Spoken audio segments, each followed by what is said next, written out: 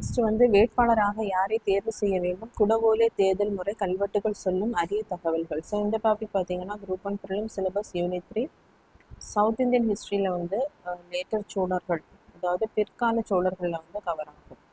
So 919 மற்றும் 921 ஆண்டுகளில் பார்த்தீங்க அப்படின்னா காஞ்சிபுரம் மாவட்டத்தில் இருக்கக்கூடிய உத்திரமேரூர் அப்படின்ற இடத்துல 2 கல்வெட்டுகள் வந்து கிடைச்சிருக்கும்.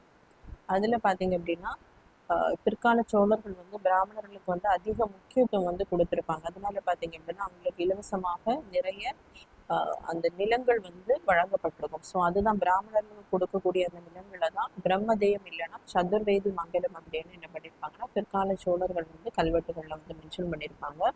ஸோ அந்த பிராமணர்கள் இருக்கக்கூடிய அந்த இடங்களை பார்த்தீங்கன்னா பிரம்மதேய இடங்களை வந்து மக்களாட்சி முறையில தான் அந்த டைம்ல என்ன பண்ணியிருக்காங்க அப்படின்னா நிர்வாகம் வந்து பண்ணியிருக்காங்க. ஸோ இதுல பார்த்தீங்க அப்படின்னா ஒரு கிராமம், ஒரு வில்லேஜ் இருக்குதுன்னா அதுல இருந்து குடவோலை முறையில தான் பார்த்தீங்க அப்படின்னா அதை வந்து அட்மினிஸ்ட்ரேஷன் பண்றதுக்காக ஆட்களை வந்து தேர்வு செய்திருக்கிறார்கள். ஸோ இது வந்து வில்லேஜ் வந்து 30 வார்டுகளாக பிரித்து அதுலேருந்து ஒருத்தங்களை செலக்ட் பண்ணி பார்த்தீங்கன்னா கூடத்தில் அந்த பனை ஓலையில் எழுதி வந்து போடுவாங்க. அதுக்கப்புறமா ஒரு ஊர் பெரியவர் பார்த்தீங்கன்னா ஒரு சின்ன குழந்தைய வந்து வரவழைச்சு அதுலேருந்து செலக்ட் பண்ணி தான் என்ன பண்ணியிருக்காங்க அப்படின்னா நிர்வாகம் வந்து பண்ணியிருக்காங்க.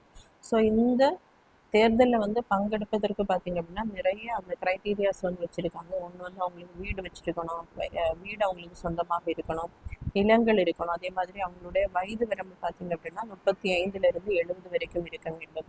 வேதங்கள் தெரிஞ்சிருக்கணும்.